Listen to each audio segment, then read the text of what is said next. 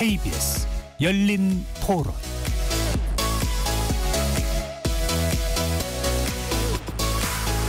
안녕하십니까. KBS 열린 토론 배종찬입니다.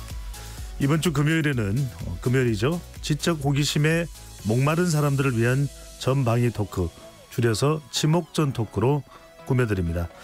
초등학생이 미적분을 공부하고 고등학교 이과 수학을 끝낸다면 어떤 생각이 들까요? 최근 시민단체 사교육 걱정 없는 세상에 따르면 학원을 중심으로 초등 선행반, 초등 메디컬반 같은 의대반을 통해서 과도한 선행학습이 진행되고 있다고 합니다. 몇 년간 의대 열풍이 불면서 이공계 학생들이 이탈하고 있다. 서울대, 연세대학교, 고려대학교 학생들도 다시 입시를 위해 자퇴를 한다는 뉴스를 종종 볼 수 있는데요. 오늘 지목전에서는 의대 열풍과 사교육, 그리고 급변하는 세상 속에서 우리 아이들은 어떤 일을 하고 살아가게 될지 미래의 전방위 토크로 직접 이야기 나눠보겠습니다. 2부에서는 9명의 안타까운 희생자를 낸 서울 시청역 인근의 역주행 사건을 함께 들여다보겠습니다. KBS 열린 토론 지금부터 시작합니다. 치열한 토론 속에서 더 나은 세상을 찾아갑니다. 올바른 세상을 만드는 첫걸음. 평일 저녁 7시 20분 KBS 열린 토론.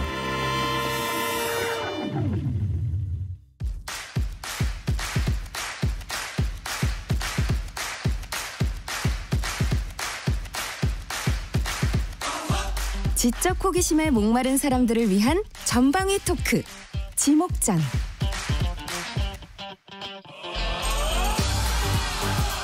오늘 함께 하실 세 분 소개합니다.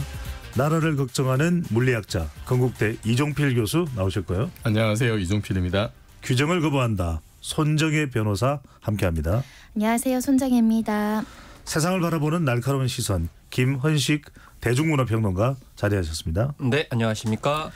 KBS 열린 토론은 시민분들과 함께하고 있습니다. 문자로 참여하실 분은 샵 9730으로 의견 남겨주실 수 있고요. 단문 50원, 장문은 100원의 정보 이용료가 붙습니다.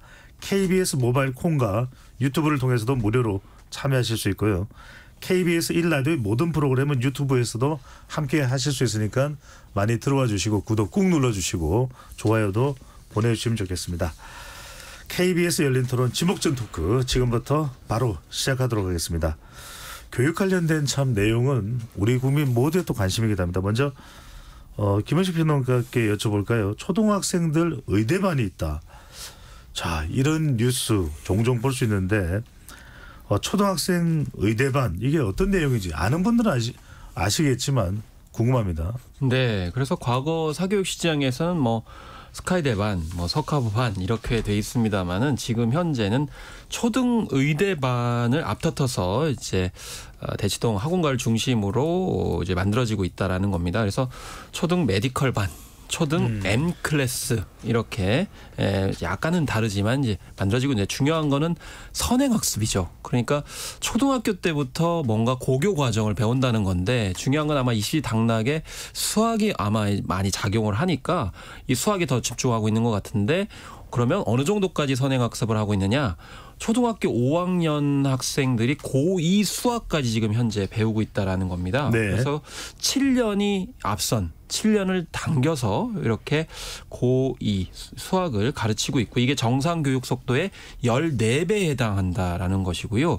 또 다른 학원 같은 경우는 초등학교 5학년 때부터 39개월 동안 아마 프로그램을 짠 것 같아요. 그래서 중학교 수학부터 고3 이과 수학을 가르치고 있는 사례도 있었고요. 또 다른 경우에는 초3부터 중3까지 의대 준비반 올케아라는 슬로건을 내걸고 초등학교 3학년부터 중3 대상으로 고1 미적분까지 현재 가르치고 있다라는 것이 이 시민단체에서 이제 주장한 혹은 파악한 내용이 되겠습니다. 네, 딴 나라 이야기 같습니다. 저는 제 학년 내 수학 문제도 어렵던데 많이 못 풀었어요. 네, 손 변호사님, 실제 의대반을 가기 위한 또는 의대반을 포함해서 소위 국제학교나 잘 나가는 대학교를 가기 위한 그런 뭐 로드맵이라는 것 자체가 존재를 합니까?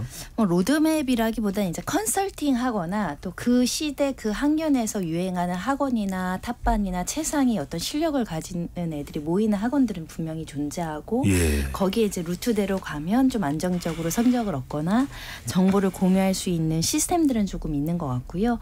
그래서 많은 사람들이 뭐 주말이든 뭐 방학 때 되면 원룸 잡아서 대치동으로 유입되기도 하고 주말마다 서울 지역 각 지역에서 대치동이든 학원가로 많이들 아이들 라이드하는 것도 비슷한 것 같고 예. 유학원이든 컨설팅 이름으로 수천만 원씩 컨설팅 비용을 받는 것도 현실이잖아요.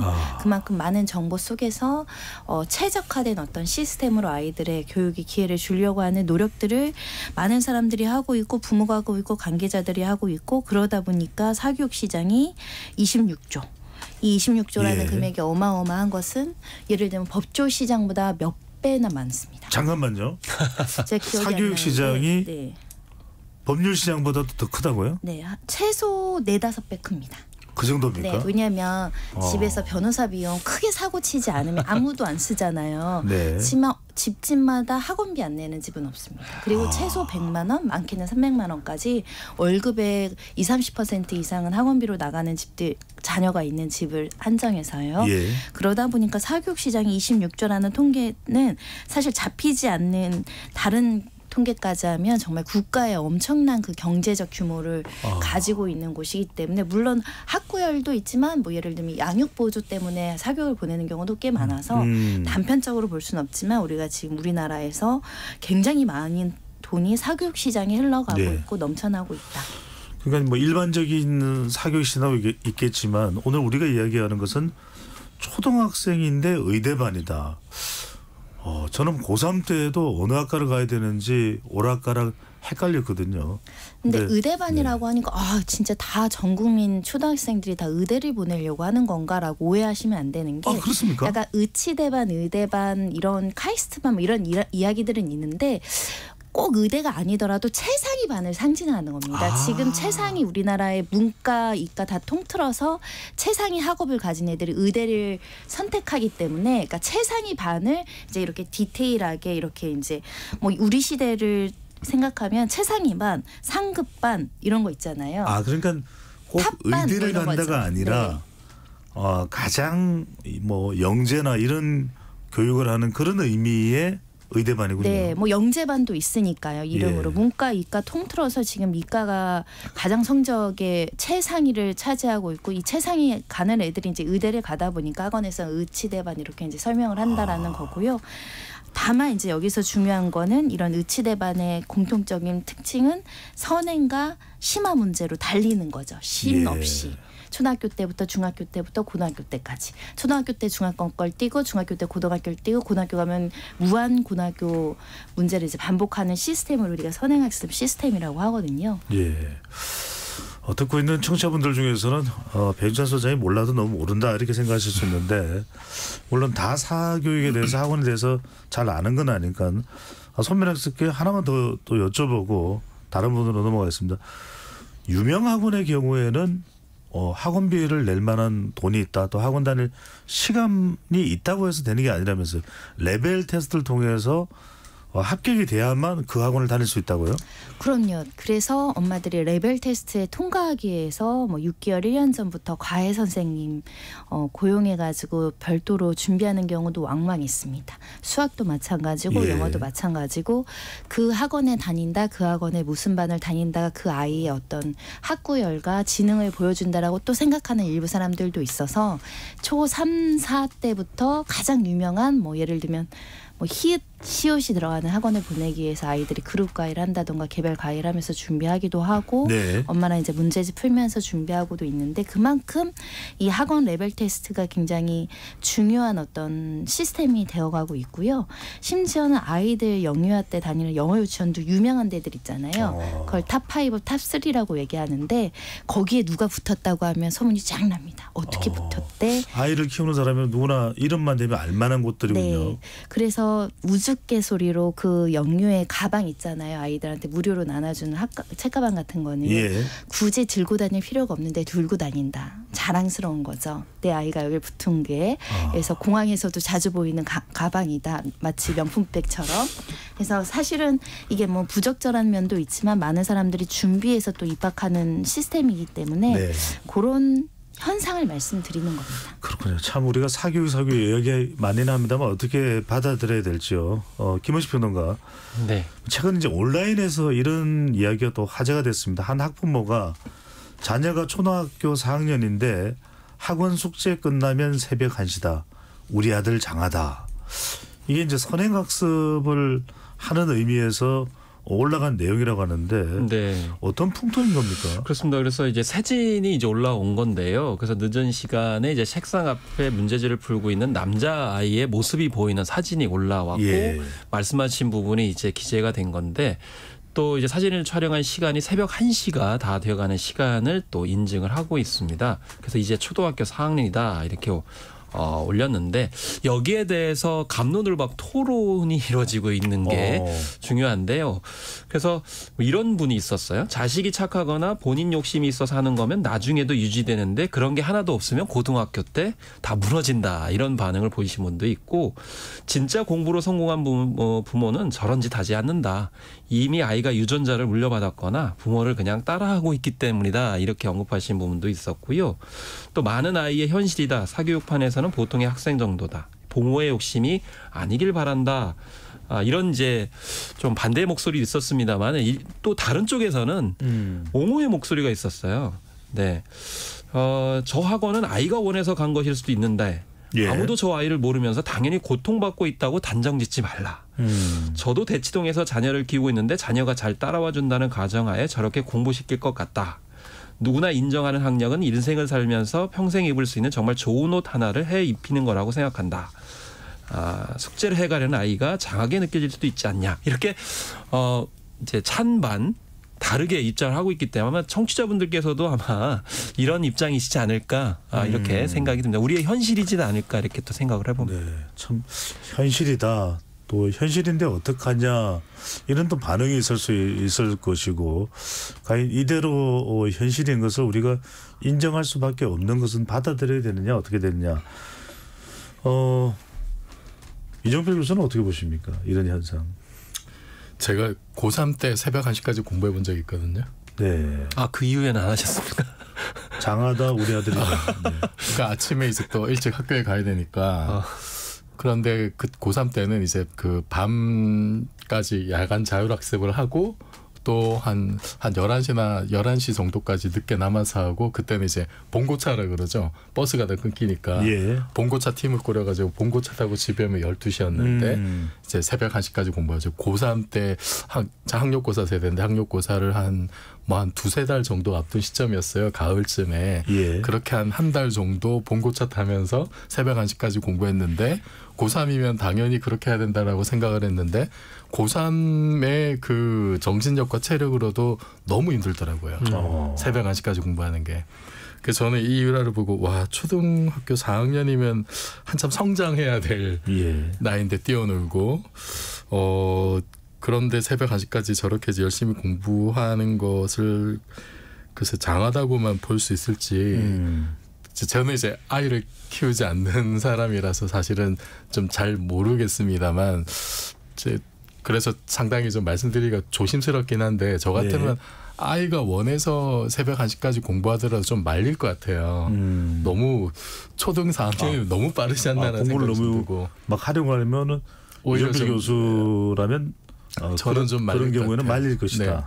네. 대체로 이제 그러니까 명문 대학에서 이렇게 그 학생들을 가르치는 다른 교수님들 의견을 들어보면은 뭐 특목고나 뭐 이제 이런 출신의 굉장히 공부를 잘해서 좋은 점수 받고 대학에 온 학생들이 대학의 학년이 올라갈수록 학업 성취도가 떨어지고 전공에 대한 취미가 떨어지고 이제 이런 현상들을 뭐 다는 아니겠습니다만 전반적인 그런 경향을 많이 말씀을 하세요. 이게 뭐 수치화된 정량화된 어떤 그 데이터가 있는 건 아닌데 정성적으로 예. 실제 가르치는 그 교수님들이 그런 얘기 많이 하는데 그 이유를 어떻게 분석을 하냐면은 너무 초중고에서부터 경쟁에 내몰려 가지고 정말로 창의적인 공부를 해야 될 때 이미 진이 다 빠져가지고 그 어떤 새로운 역량을 발휘 못한다는 거예요. 그래서 초등학교 때부터 이렇게 새벽까지 공부를 시켰을 때 그러니까 너무 무리하면 언젠가는 반드시 부작용이 나타나는데 알겠습니다. 그게 대학 때 부작용이 나타날 수도 있지만 정말로 고등학교 때 네. 가장 중요한 시기에 부작용이 나타나 버리면 감당이 안 될 수가 있잖아요. 네. 저 그런 페이스 조절도 좀 생각을 해야 되지 않을까 싶습니다. 네. 우리가 좀 뭐 교과서적으로 이야기하는 차원과 또 각 가정에서 자녀 교육에 대한 생각이 워낙 또 다를 수가 있으니까요. 자, 이번에는 이공계 이탈 현상, 의대에 집중되는 이 사안은 어떻게 우리가 받아들여야 될지요. 먼저 김현식 평론가. 네. 이른바 이 의대 쏠림 현상입니다. 의사가 네. 최고야. 최근 이제 몇 년간 이공계 인재 양성을 위해서 만들어진 영재, 과학고 학생들도 이탈하고 심지어는 이공계열 특성화 대학에 들어온 학생들마저도 의대 가야 되겠다.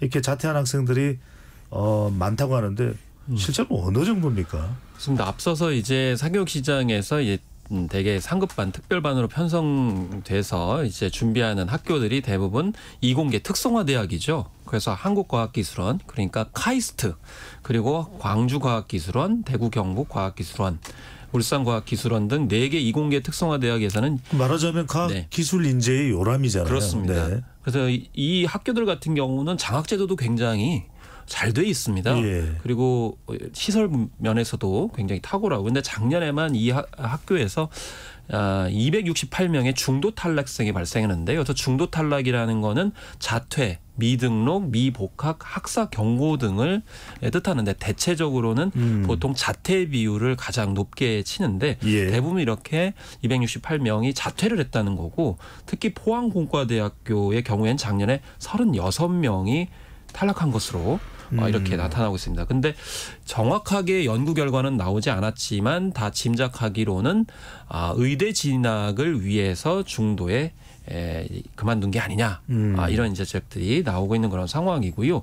심지어는 스카이 그러니까 뭐 서울대, 고대, 연대 신입생 중독 탈락자도 1,001명 정도, 1,000명 정도 이렇게 된다라는 이야기가 나오고 있는 그런 상황입니다. 이것도 역시 의대 진학 네. 때문에 그만둔 게 아니냐. 뭐 이런 생각이 드는데 네. 중요한 거는 이런 학령 인구죠. 예, 그러니까 학교에 들어갈 아이들의 숫자가 지금 줄어들고 있는데 의과대학만큼은 예외라는 겁니다. 학생 수가 줄어도 의대 경쟁률은 연일 고공행진이라는 것이 현상을 증명해 주겠다라고 볼 수 있겠습니다. 게다가 뭐 이제 의대 정원도 이제 늘어날 예정이기도 한데 아까 손정희 변호사는 초등학생들이 다니는 그 학원의 의대반을 꼭 의대가 아니라 최상위 학생들의 반을 의미한다라고 얘기했는데 저 이런 상황이라면 실제 그 최상위 반이 의대로 갈 가능성도 상당히 높아요. 선택의 기회가 높아지는 예. 거죠. 내가 최상이면 의대를 가는 걸 선택할 수도 있고 다른 학과를 언제든지 내가 원하는 대로 선택할 수 있으니까요. 이런 현상이 언제부터였다고 봐야 될까요? 사실은 영어 부분은 그 어릴 때부터 선행이 훨씬 더 먼저 시작됐죠. 근데 이제 영어가 어느 정도 많이들 시행되니까 이제 수학 부분이 이제 저학년까지 유치부까지 이제 많이 내려와서 교육자들도 많이 좀 우려하는 수준으로 이르렀고 아까 이제 초사 한시도 낮에 뭐 어떻게 이제 활동을 하면서 한시까지 하는지는 잘 모르겠지만 정말 너무너무 시간이 없어서 한시까지 해야 되는 사정이라면 아동학대에 준한다 이런 의견들도 있습니다. 예. 근데 선행이 지금은 몇 년 사이에 급속도로 굉장히 넓게 펴지는 추세이고 지방도 마찬가지이고 학군지 전부 다는 아니지만 일부는 엄청 달리는 현상은 분명히 존재를 해서 저도 아이들 키우니까 굉장히 고민 많이 하고 토론도 많이 해봤거든요. 어머님들이랑. 제가 정리를 하기에는 이런 겁니다. 선행을 시키는 이유는 그물론이라는 게 있어요. 그물을 여러 번 던지면 촘촘히 던져지니까 그만큼 이제 빠져나가는 물고기가 적어지니까 여러 번 돌리는 거죠. 저희 이제 사법시험 보거나 고등학교 때 공부할 때 책 몇 권씩 돌리는 걸 여기서 계속 돌린다고 얘기하잖아요. 예. 그걸 이제 반복적으로 학습을 시킨다는 거고 그렇게 시켜나면 고등학교 때 수학이나 과학 같은 거 좀 잡아놓으면 다른 과목에 시간을 쓸 수 있기 때문에 다른 과목으로 집중할 수 있어서 결국은 성적이 탑으로 올라간다라는 어릴 논의를 하는 때부터 거고요. 미적분을 A학원, B학원, C학원 이렇게 계속 돌리는 거네요. 네. 그리고 학원들도 이제 상업적이니까 공부 잘하는 애들을 모셔오고 싶어서 그 좋은 학원들의 탑반과 상급반을 들어가기 위해서 학원을 가기 위해서 공부하는 친구들도 있습니다. 학원의 레벨이 그 아이의 학력을 왜냐하면 초등학교 때는 등수가 안 나오잖아요. 그럼 얘 어디 다녀? 얘 공부를 좀 열심히 하는 성실한 아이다라는 인식을 주고 있고 그래서 이제 공부를 못해도 좋은데 성실성이 보장되는 게 학생은 공부를 해야 되는 거니까 앉아서 엉덩이 안고 공부하는 걸 시킨다. 이런 논리예요. 선행을 제가 찬성해서 소개시켜드리는 게 아니라 무작정 선행을 왜 시키는 거야? 아동학대지 이럴까 봐 설명을 드린 거고 이제 너무 지나치다고 반대하는 논리는 이런 겁니다. 이런 선행 때문에 수포자가 굉장히 많이 양산이 됐고 아이들이 너무 어린 나이에 자신의 잠재력을 보지 못하고 자존감 상실되는 친구들이 많다는 거고 그만큼 의존적인 수업 수동적으로 받아들이는 아이가 되기 때문에 정작 치고 올라갈 고등학교 때 못 치고 올라간다라는 우려가 있고요. 또 이제 일각에서는 아이들끼리 하는 얘기인데 선행이 너무 빠른 애들이 구멍이 많아서 현행 시험을 볼 때 많이 성적이 안 나온다는 거예요. 고등학교 하고 있으니까 중1권 내가 다 알지라는 착각과 방심. 그래서 오히려 선행을 좀 잘못하면 나쁜 결과도 야기될 수 있다고 해서 이 두 가지 시선을 교차해서 생각해 보시면 되겠습니다. 자꾸 문제점은 지적이 되는데 심지어는 뭐 초등학생들, 중학생들 또 다 뭐 토플반, 토익은 예사더라고요. 심지어는 저보다도 점수가 더 높아요. 그래서 제 이야기는 그만하고. 자 여기서 이제 문제가 되는 것은 결국 이공계, 우수 이공계 이 특성화 과정의 학생들도 이탈을 하고 있지만 심지어는 이게 의대반이 초등학생부터 만들어져서 학원을 다닌다. 일각에서는 지금 아까 말씀드렸던 그 시민단체입니다. 이 초등학생의 의대 관련 학원에 대해서는 규제를 해야 된다. 이런 이야기도 하고 있습니다. 아예 못 다니게. 뭐 이제 그렇게 된다는 것이 이제 뭐 법으로 정해야 된다든지 이런 의견일 수도 있는데 세 분은 어떻게 보시는지 초등학생의 의대반 이건 좀 못하게 해야 된다. 이 교수님.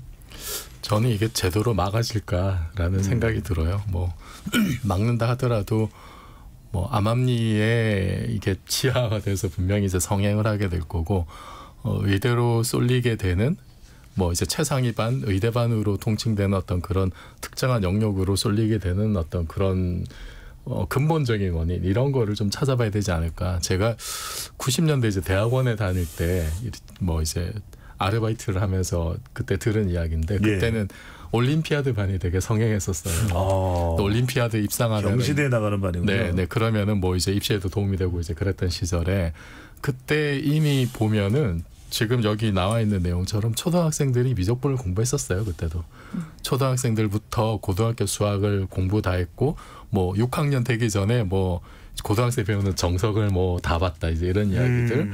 그리고 중학교 가면은 제가 놀랬던 게 중학생들한테 대학교 일반 물리학 교재를 가르쳐요. 예. 그게 벌써 90년대니까 거의 한 뭐 20몇 년 전, 30년 가까이 되냐. 그때도 사실은 뭐 의대반은 아니었습니다만 그런 특정한 목적을 위한 선행학습들이 굉장히 진행이 많이 됐었고 그게 결국은 입시라는 데 도움이 되는 거기서 뭔가 좀 중요한 위치를 선점하기 위한 목표라는 점에서는 지금의 어떤 의대반하고 사실은 똑같은 거죠.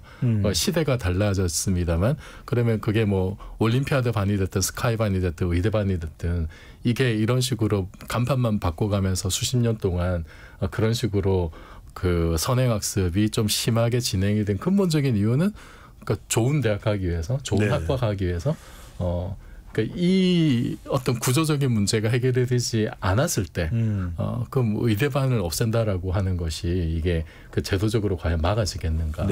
저는 좀 실효성에 의문이 있을 것 같습니다. 김현식 변호사는 어떻게 보십니까? 네, 앞서서 이제 교수님께서 이제 올림피아드 그러니까 수학 경시 대회에서 입상을 하게 되면은 입시에 반영하는 제도가 있다 보니까 아무래도 그런 현상들이 있다고 말씀하셨는데요. 이 의대의 쏠림 현상이 가속화된 것도 저는 입시 교육 제도의 어떤 탓도 있다고 이제 생각하는 지적 말씀드릴 수가 있는 것이죠.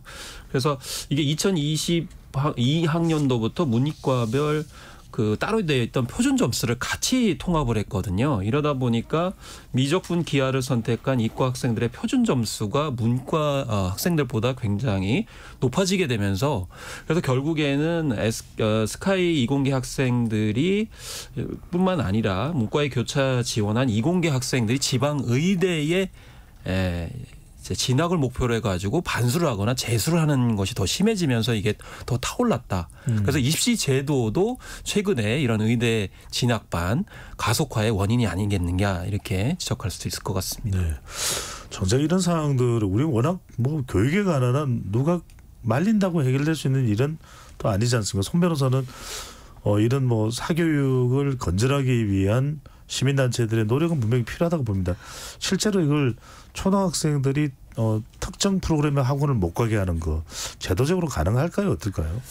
일단은 우리가 가해금지법이 있었습니다. 전두환 전 대통령 예. 시절에 그게 2000년대에 이르러서 위헌 판결을 받아서 이제 가해가 이제 허용이 된 건데 이때도 사실은 고액 가해를 너무 하다 보니까 사회적인 문제가 있고 빈부격차가 심해지고 교육의 기회 차등 때문에 이런 법을 만들었던 건데 지금 선행금지법을 만들면 비슷한 문제로 위헌 판결이 나올 거예요. 그래서 법률적으로는 좀 어렵지 않을까 생각이 들고 금지한다면 뭐 3년 이상은 안 된다. 2년 이상은 안 된다. 1년 이상 안 된다. 뭐 이렇게 하기도 좀 어려운 측면이 네. 있어가지고 굉장히 어려운 건데 결국은 말씀하신 것처럼 대입 제도의 전반적인 내용과 공교육의 정상화가 굉장히 중요하죠. 사실 학교 선생님들이 숙제도 잘 못 내줍니다. 애들이 뭐 학원 가서 숙제가 이렇게 많은데 학교까지 숙제 내면 애들 너무 힘들다 못 내시는 분들도 있고 또 안 내시는 게 뭐 여러 가지 이유 때문에 안 내시는 경우도 있을 거라서 선행 학습만 금지한다고 사교육 문제가 해결되지 않는다. 우리나라의 경쟁 구조 차원 그리고 우리 직업에 대한 어떤 관념도 바꿔야 되고 공교육 문제도 정상적으로 해결해야 되고요. 우리나라가 워낙에 직업에 어떤 기천이 없다 이런 말이 있지만 또 그걸 기천이 있다고 생각하시는 국민이 있으니까 그런 그 표현이 나왔겠죠. 예. 그런 전반적인 사회적인 문제가 맞물려 있어서 핀셋으로 교육제도를 개선한다고 해서 해결된 적은 없었던 것 같습니다. 네. 정말 참 뭐 이대로는 안 된다라는 생각은 다 가지고 있는데 정작 그러면 어떻게 바꿀까요? 그러면은 대안을 내놓기는 참 힘든 것이 우리 교육 시장이 아닌가, 우리 교육 현장이 아닌가 이런 생각을 해봅니다. 김현식 평론가께 이거 좀 여쭤봐야 될 것 같아요. 많은 분들이 이 일타 강사 이야기 또 학원 이야기하면서 이게 우리 현 사교육 시장을 고스란히 보여주고 있는 것인가 아니면 좀 너무 드라마된 것인가 이런 이야기들 궁금해하시는데 최근에 지금 방영되고 있나요? 드라마 졸업 또 인기리에 방영됐었던 스카이 캐슬 우리나라 교육 시장의 현상 또 민낯하고 어떻게 연결할 수 있을까요? 네, 그래서 스카이 캐슬 같은 경우에는 주로 이제 굉장히 하이 클래스에서 이루어지는 그런 사교육 모습을 이제 보여줬었잖아요. 약간 이제 극단적인 사례였었고요. 근데 좀 졸업이라는 작품은 지난 이제 6월 30일에 종영이 됐고요. 그 앞에 이제 일타 스캔들이라고 그래가지고 전도연 씨하고 정형호 씨가 나왔던 그런 학원 풍경의 이제 드라마도 있었습니다. 근데 일타 스캔들만 해도 약간 좀 로맨스가 이제 더 많이 부각이 됐었습니다만은 졸업이라는 작품에서는 공교육과 완전히 대비되는 장면이 나와요. 그래서 공교육에 있는 교사분들이 상당히 불편해했어요. 그래서 공교육에 계신 교사분들은 좀 실력을 약간 좀 의구심에 찬 눈으로 바라보게 만들고 약간 좀 유연성이 없는 그런 교사로 나오는 바람에 일선 현장에 있는 교사분들이 상당히 불편하겠습니다. 이 말씀을 드리는 이유는 그러니까 이 드라마에서는 지금 일타 강사를 포함을 해가지고 많은 학원업계의 그런 이제 강사들을 굉장히 긍정적으로 그리고 네. 그 애환을 좀 보여주는 그런 장면들을 많이 부각을 하는데 이걸 한편으로 생각을 해보면 공교육에 있는 그런 교육 시스템에서 학생들이 의존하는 것보다 사교육 시장인 학원에 의존하는 부분이 굉장히 크다는 부분을 일정 정도 드라마에서 보여주고 있다는 것이고요. 실제로 결정적으로 교육의 어떤 철학이나 뭐 이런 가치를 넘어서서 당장의 현실에 부딪혀 있는 학생들의 입시 점수에 관련돼서는 학원 강사들이 어쨌든 크게 기여하고 있다는 부분을 드라마에서 많이 보여주려고 한다. 그런데 그 부분은 약간 불편해할 수 있는 부분이 충분히 있다고 생각합니다. 예. 어느 면을 더 적극적으로 보여주느냐에 따라서 그 부분이 또 지나치게 강조되는 또 부작용이 있을 수가 있겠네요. 네. 네. 자, 또 하나는 과연 우리가 너무 어릴 때부터 부모의 욕심일지 또 아니면 아이의 또 욕심일 수도 있는 것이고요.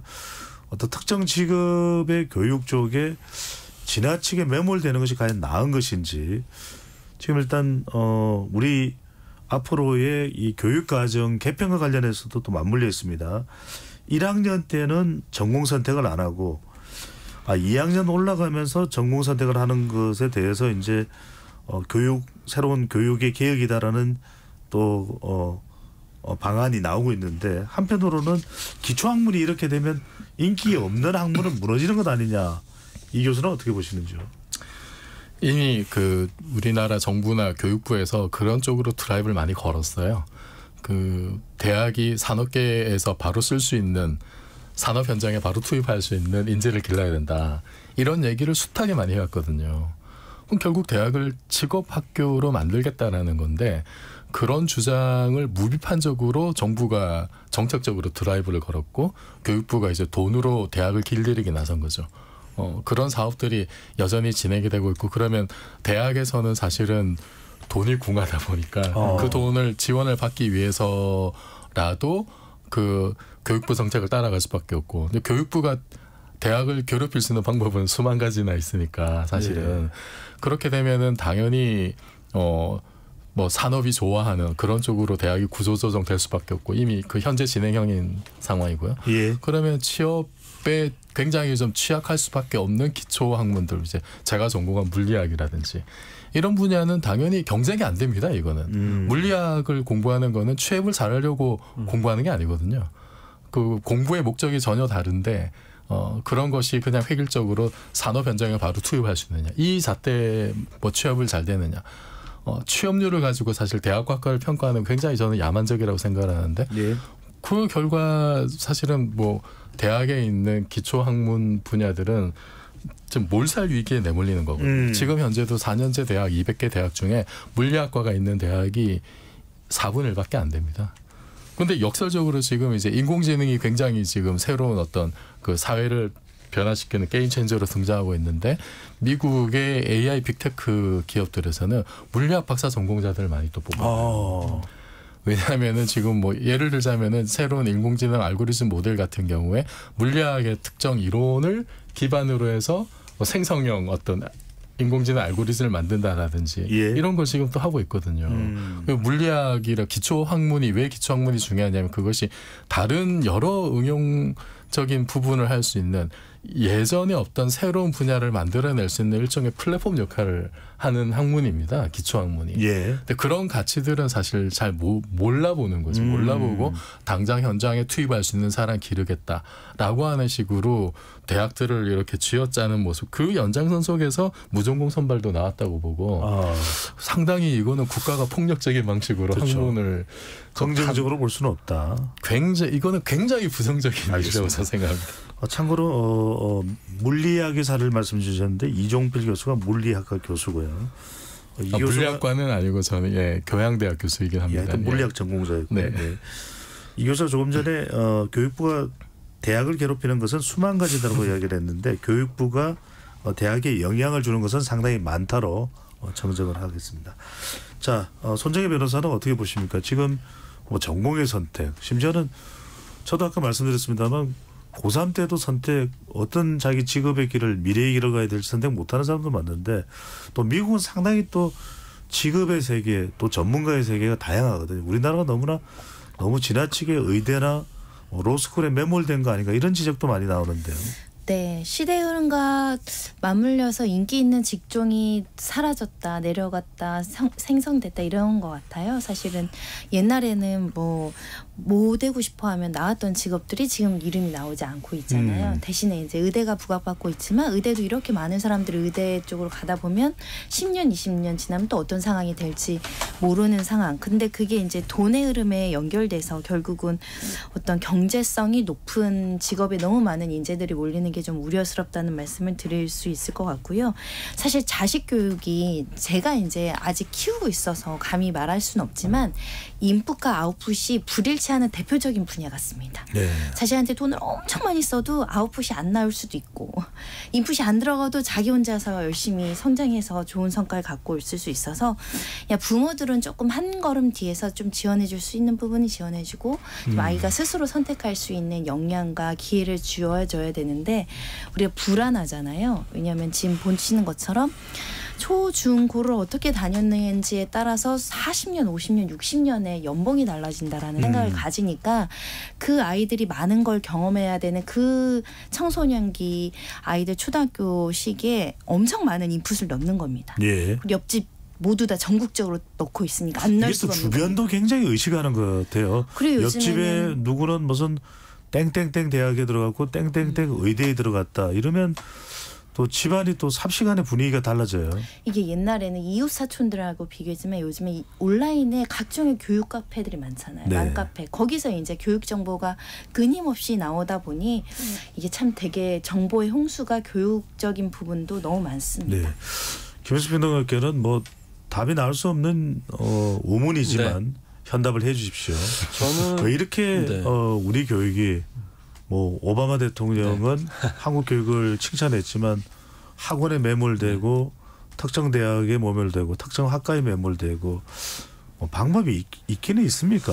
저는 이제 문화적인 측면에서 좀 말씀을 드릴게요. 그러니까 그 의사분들에게는 좀 불편할 수 있는 그런 통계를 하나 말씀드리면 그 경제협력개발기구 OECD의 보건통계 작년치를 보면은 28개 OECD 회원국가 중에 우리나라 의사들이 가장 임금 소득이 높다고 그래요. 19만 2천 달러에서 2억 5,600만 원 정도의 연간 연봉 뭐 수준으로 볼 수 있는데 이 환상이 전 깨져야 된다고 봅니다. 그러니까 의사가 고액으로 돈을 많이 벌고 평생 직장을 할 수 있다라는 이 문화 프레임이 깨져야 된다. 실제로 의사분들을 만나면 현실은 또 그렇지가 않아요. 예를 들면 병원이라 하더라도 동네 의원이냐 대학병원이라서 굉장히 천차만별이고요.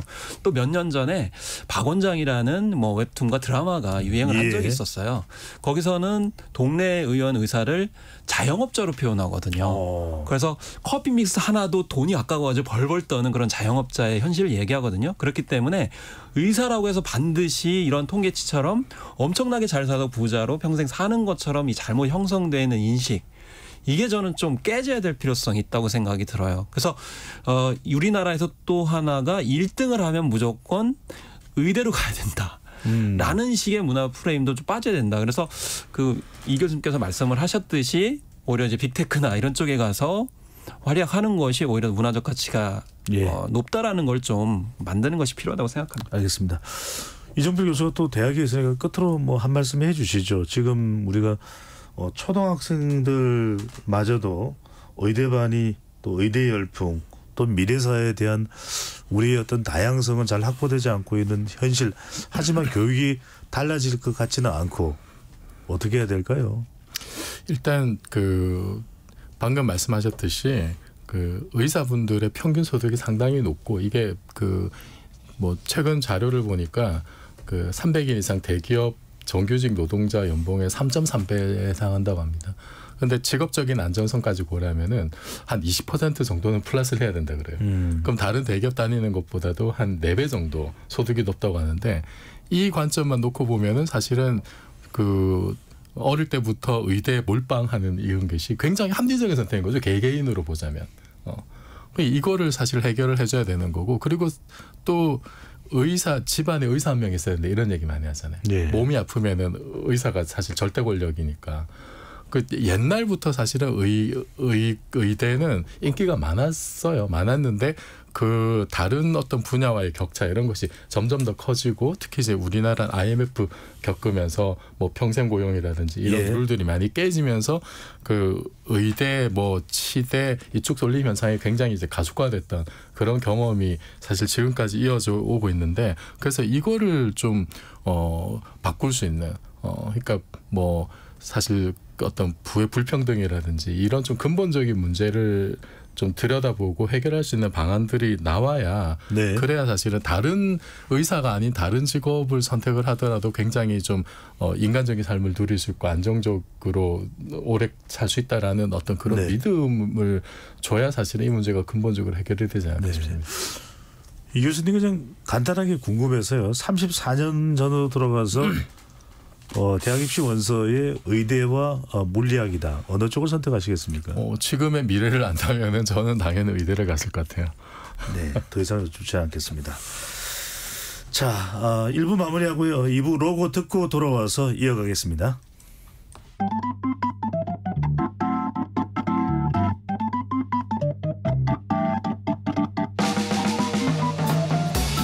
세상을 바꾸는 질문, 열린 토론이 시작합니다. KBS 열린 토론은 언제나 열려 있습니다.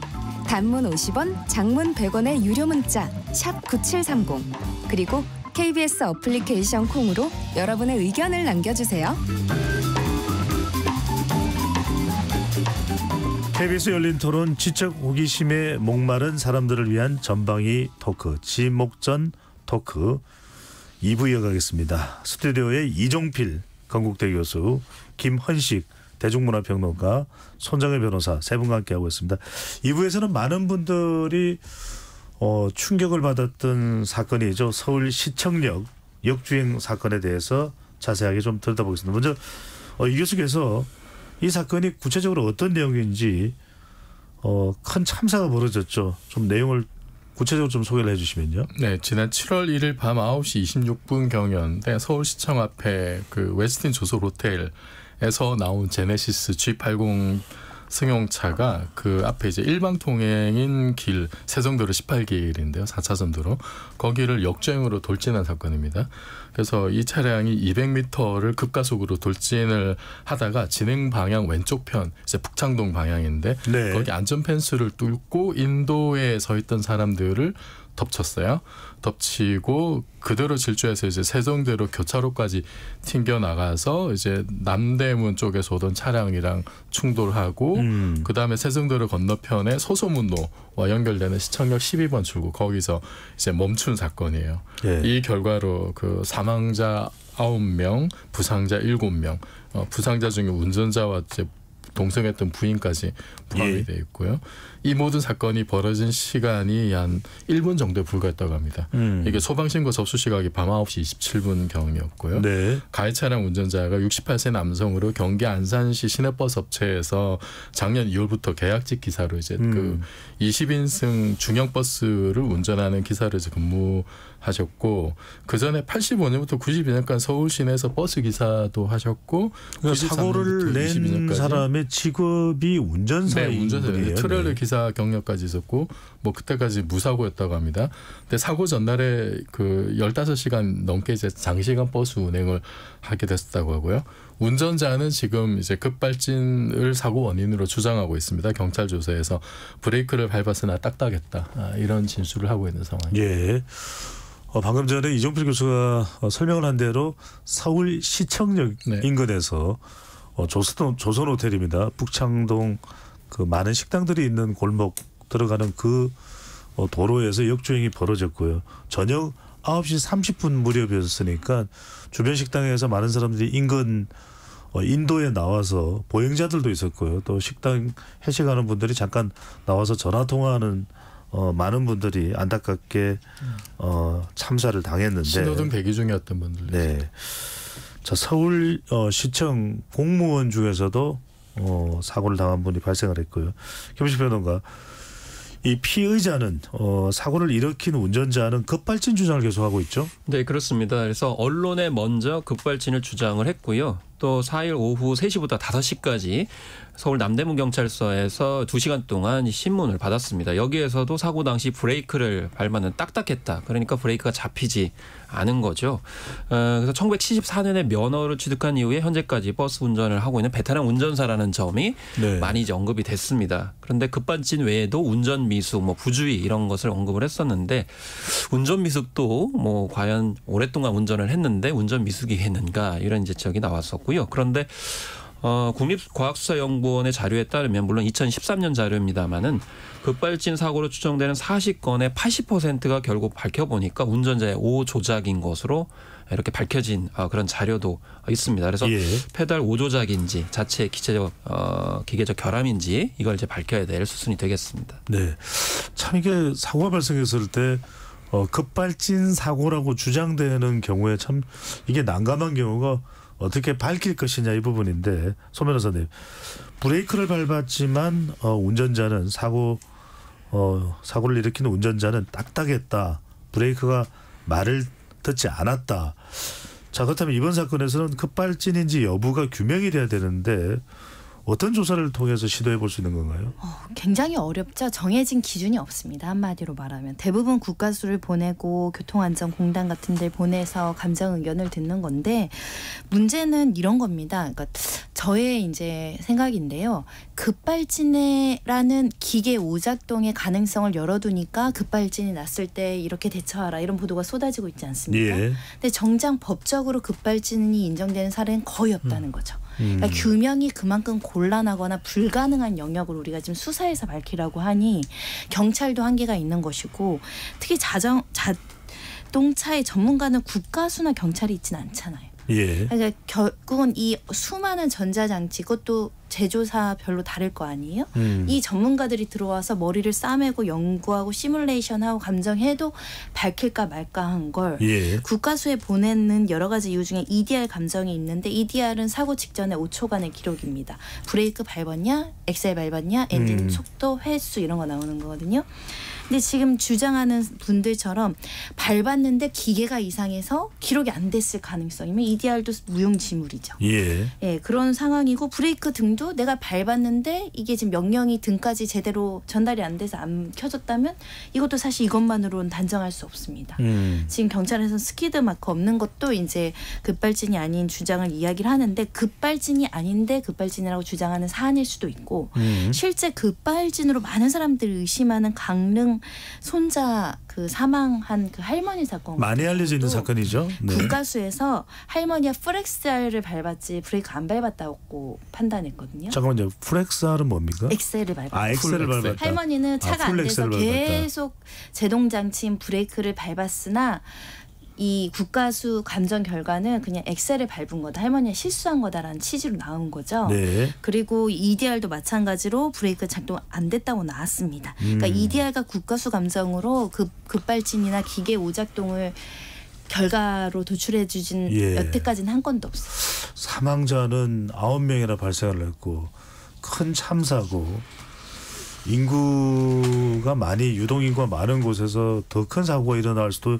있었을 테고 정확하게 규명하는 게 필요한데 지금 방금 전에 급발진인 경우에는 스키드 마크라는 것이 존재할 수 있다는 이야기를 하셨습니다. 아니요. 그 경찰의 주장은 네. 만약에 운전자 주장대로 브레이크를 계속 밟았다면 급제동 됐을 거고 급제동의 결과 스키드 마크가 있어야 되는데 없는 걸 보니 급제동 브레이크를 안 밟아놓고 실수로 엑셀을 밟아놓고 착각한 것 같다라고 예. 이렇게 추정하고 있다는 알겠습니다. 거죠.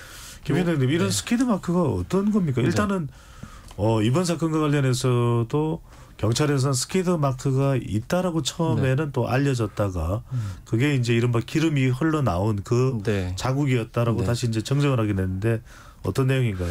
그러니까 이제 갑자기 브레이크를 밟게 되면은 마찰열이 발생을 하게 되니까 이제 길거리 가시다 보면은 도로에 타이어 자국 있는 걸 보실 겁니다. 그래서 급하게 속도를 줄이게 되면 이 타이어가 녹아가지고 검은 자국이 남는 걸 스키드 마크라고 하는데요. 근데 지금 앞서서 손정혜 변호사님께서 말씀을 하셨습니다만은 이번에 이제 핵심은 뭐냐면 그러면은 만약에 브레이크가 완전히 처음부터 고장났다 그러면 최종 지점에서도 브레이크가 잡히지 않아야 되거든요.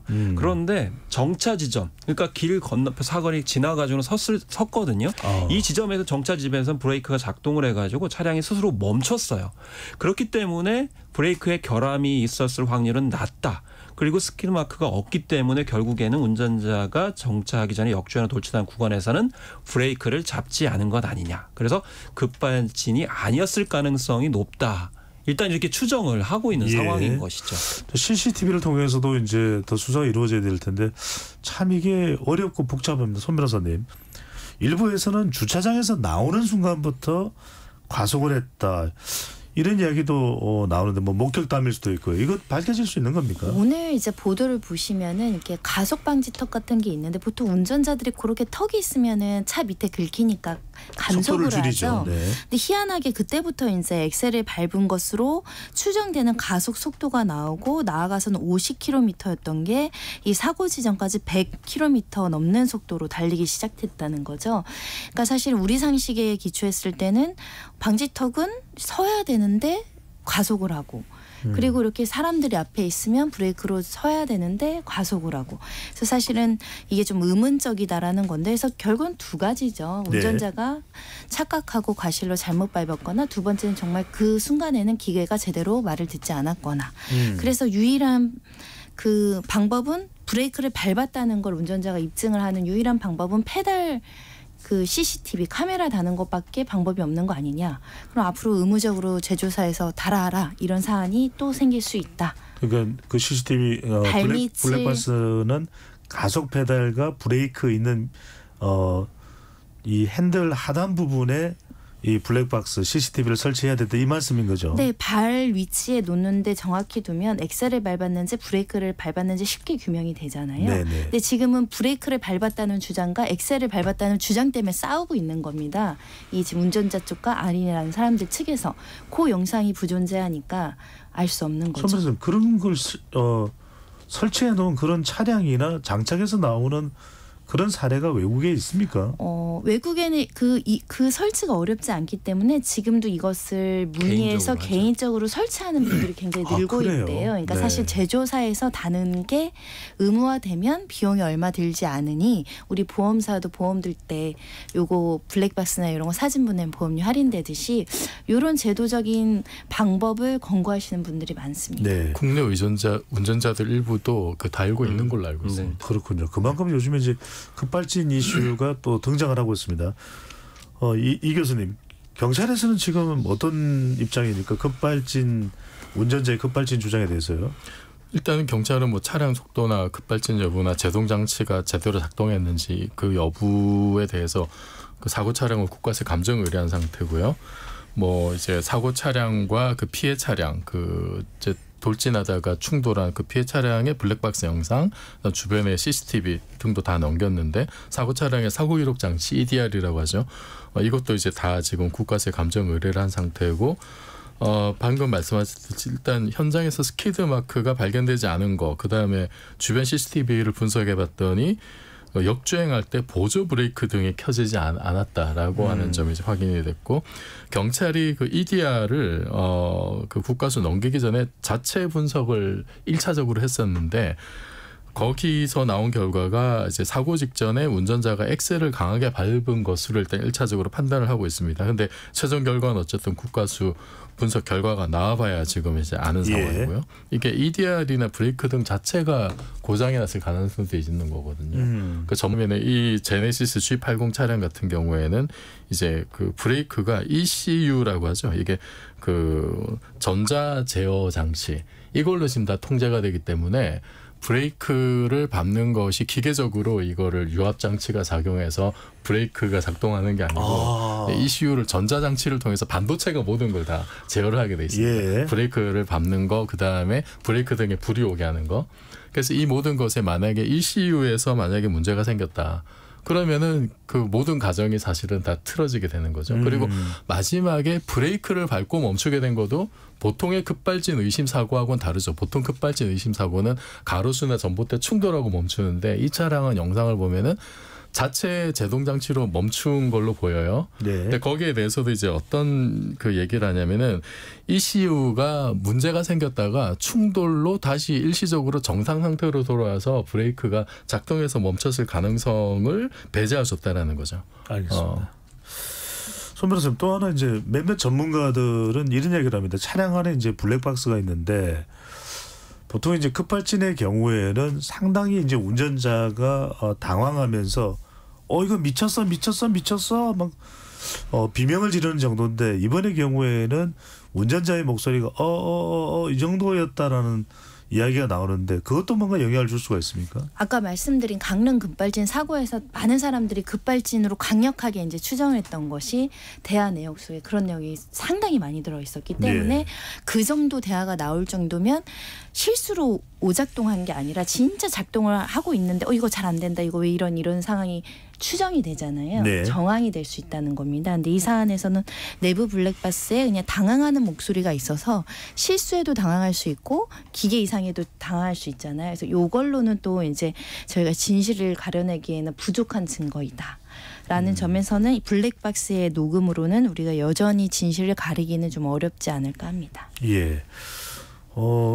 이 급발진 이야기가 나와서 그런데 방금 전에 이 사례 강릉 강원도 강릉 사례를 말씀해 주신 게 바로 도연이 관련된 사건, 도연이법이 뭐 국회에서도 재발의가 시도되고 있는데, 실제 이 급발진을 인정받은 사례, 손 변호사님, 뭐 어느 정도나 됩니까?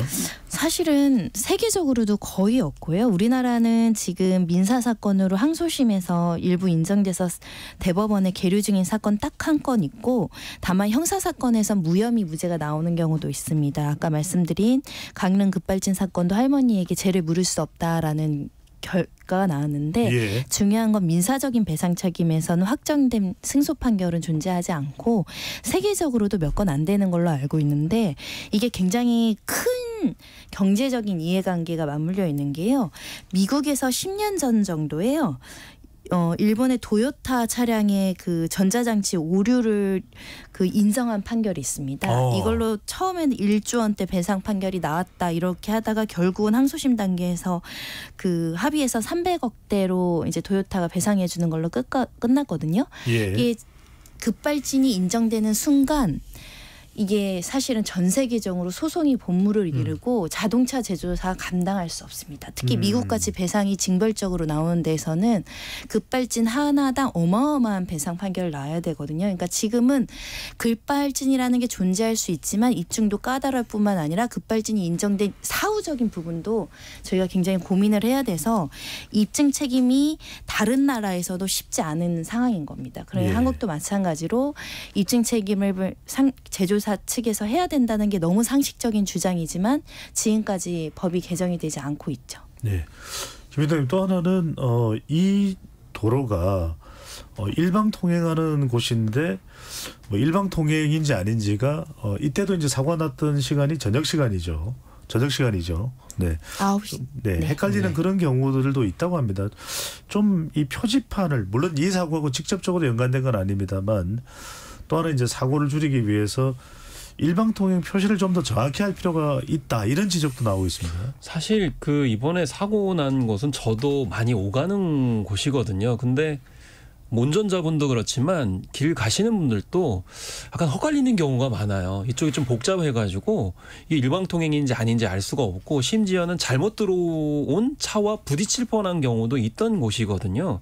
근데 이 서울 시내만 이런 일방통행로가 770개에 달한다고 그래요. 근데 그 서울시청 앞에 그 골목도 참 위험하다는 생각은 저는 했었는데, 예. 결국에는 이런 일방통행에 따라서 좀 착오를 일으킬 수 있는 데서는 사고 날 수 있는 거 아니냐, 네. 이런 생각이 좀 들 수가 있었거든요. 그래서 이 사고 이후에 좀 위험할 수 있는 그런 공간을 좀 조사를 해서 미연에 방지하는 것이 무엇보다 필요한 게 아닌가. 네. 역주행 사고 그렇죠. 차원에서도 봐야 될 필요성이 뭐 있겠습니다. 표시를 좀 더 글씨나 또 뭐 LED 조명 등을 통해서 정확하게 도로의 상태를 전달하는 것도 운전자에게 또 보행자에게 필요하다는 생각이 드는데, 여하튼 뭐 급발진으로 결론이 내려질지 어떨지는 알 수 없습니다만, 손 변호사님, 이 급발진 여부를 떠나서 피의자에게 운전자 잘못으로 인정이 된다고 하더라도 교통사고 처리 특례법상의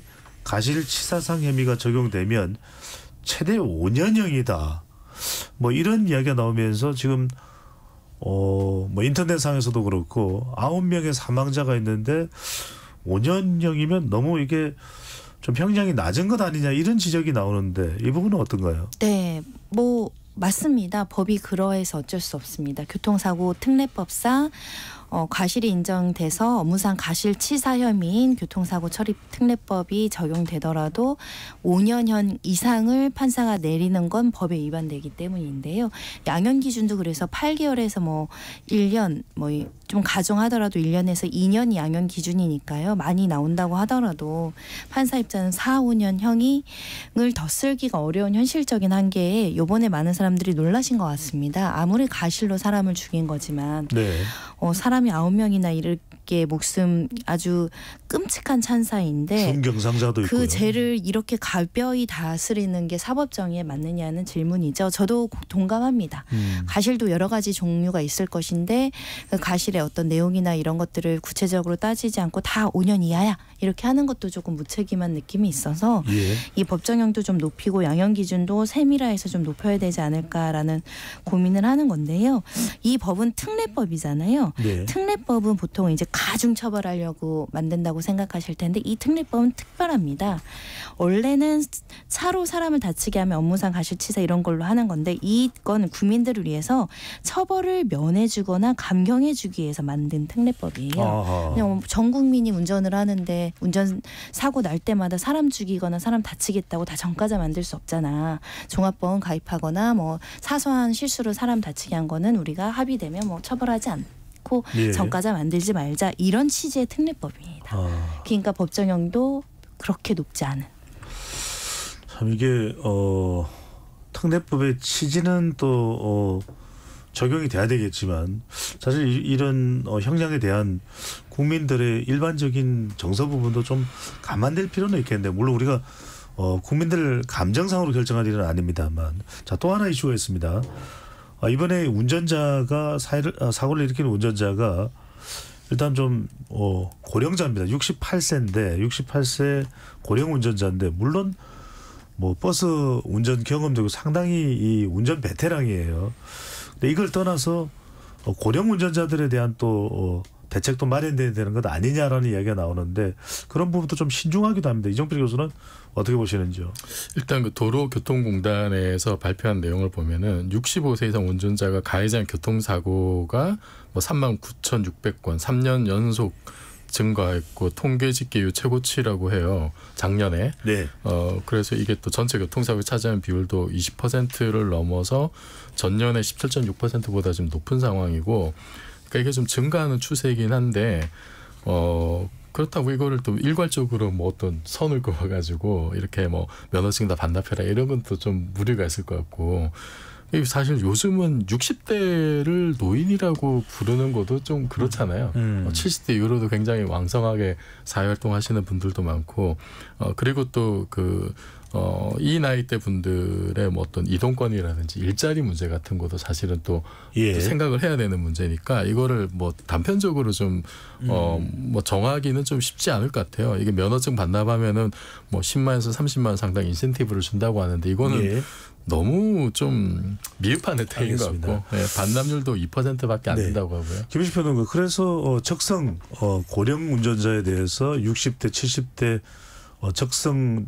검사하는 시기도 이제 좀 빈도가 이제 연도가 좁혀졌습니다. 근데 좀 더 실효성이 있는 운전자의 뭐 눈검 시력 검사나 이런 검사보다는 좀 실질적으로 운전 가능한지 여부, 순발력 있게 대응 가능한지 여부에 대한 검사가 이루어져야 된다. 이런 또 의견도 나오네요. 그렇습니다. 그 중요한 말씀인데요. 그러니까 우리가 연령대를 뭐 68세, 70세, 75세 이렇게 해서 노인이냐 아니냐 이런 것보다는 개인 역량이 굉장히 다르죠. 그렇기 때문에 맞춤적으로 좀 세분되어 가지고 검사하는 것이 좀 필요하다라는 점이기 때문에 자칫하면 이게 노인 비하 뭐 이런 좀 차별 이런 논란이 될 수 있기 때문에 좀 세심한 기준들이 좀 적용돼야 된다고 생각을 합니다. 네. 참 이번 사건을 바라보면서 많은 분들은 안타까워 있습니다. 서울시청 공무원들은 사망한 동료에 대해서 참 떠나보내는 그 심정을 고통스럽게 토로하게 됐는데요. 그럼에도 불구하고 역주행 교통사고사 추모 공간에 이 피해자들의 명예를 훼손하는 내용의 편지를 두고 가서 지탄을 받고 있습니다. 경찰이 20대 남성을 붙잡았는데요. 피해자들에 대한 허위사실 유포, 명예훼손 행위, 과연 우리는 어떻게 받아들여야 될지 이 부분에 대해서 세 분의 의견을 마무리로 들으면서 정리를 해보겠습니다. 먼저 이정필 교수요. 이게 이런 거는 표현의 자유에 속하지 않는다고 저는 생각을 하고요. 도대체 저도 이제 표현들을 봤는데 아니 어떻게 같은 인간으로서 저런 얘기를 할 수 있을까라는 네. 생각이 굉장히 좀 안타깝고 이게 좀 그런 비슷한 좀 비윤리적인 이런 표현들이 여기저기서 좀 나오는데 글쎄 이건 뭐 어떻게 해결해야 될지도 잘 모르겠습니다만 일단은 좀 우리가 좀 뭐라 그럴까요? 일단 그 다른 사람들에 대한 어떤 좀 최소한의 어떤 예의랄까 이런 걸 좀 같이 생각해봤으면 좋겠습니다. 이선이 이 20대 남성이 왜 그랬다고 봐야 될까요? 뭔가 좀 사회 혐오 뭐 이런 게 있다고 봐야 될까요? 그건 글쎄요 이제 그분의 뭐 어떤 지금 뭐 개인적인 여러 가지 봐야 지금 알려진 정보가 많이 없어서 뭐라고 지금 단정적으로 말하기 좀 힘들 것 같습니다. 참 우리가 사회적 참사가 발생을 했을 때 이태원 참사도 그렇고 이럴 때 희생자의 그 가족분들이 겪을 심정이 상당히 고통스러울 때 그래서 어떻게 위로해 주냐가 참 중요한데 이런 사건이 발생했는데요. 김원식 변호인가? 네. 그래서 아마 현실의 어떤 불만을 이렇게 표출했을 거라고 봅니다. 그런데 이런 현실의 불만을 표출하는 것이 누군가한테는 상처가 될 수 있고 희생이 될 수 있기 때문에 범죄 행위라고 볼 수밖에 없고요. 특히나 그 이제 사이트에 올라와 있는 또 희생자들에 대한 비난 표현들, 예를 들면 어떤 남녀성 관점의 젠더 갈등으로서의 어떤 비난 글도 있었어요. 근데 그건 커뮤니티에 있는 글인데 그걸 왜 언론이 무분별하게 보도를 하는지 이것도 좀 생각해 봐야 될 지점이다. 그래서 그 혐오 표현들은 언론에서 좀 조심스럽게 다룰 필요가 있다라고 저는 생각합니다. 예.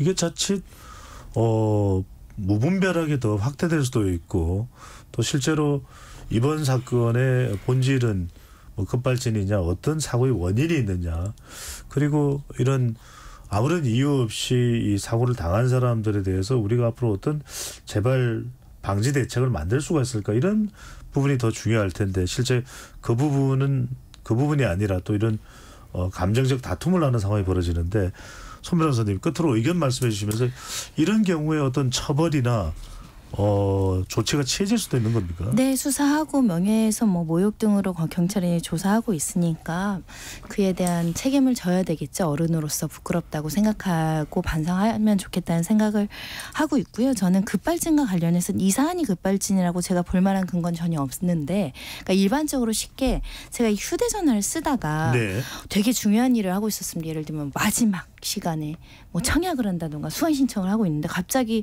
기계가 5분 예를 들면 10초간 막 이상해진다고 할 수 있잖아요. 옛날에 그럼 때리면 잘 되고 그랬다는 우스갯소리가 껐다가 다시 켰는다든지. 그런데 그것도 오작동의 일종인데 그건 너무 화가 나가지고 수리센터 가서 얘 문제가 있다. 갑자기 5초간 10초간 먹통이 되고 이상하고 화면도 안 눌러지고 작동을 못하더라.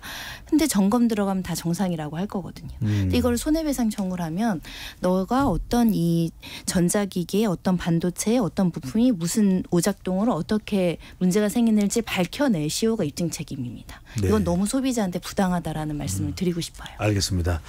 KBS 열린 토론 지적 호기심에 목마른 사람들을 위한 전방의 토크 오늘은 초등학생의 의대 열풍 또 미래사회의 다양성이 제한되는 부분을 어떻게 판단해야 될지 그리고 서울시청역 인근 역주행 사고와 관련된 이야기 나눠봤습니다. 세 분 감사합니다. 감사합니다. 감사합니다. 지금까지 KBS 열린 토론 배종찬이었습니다.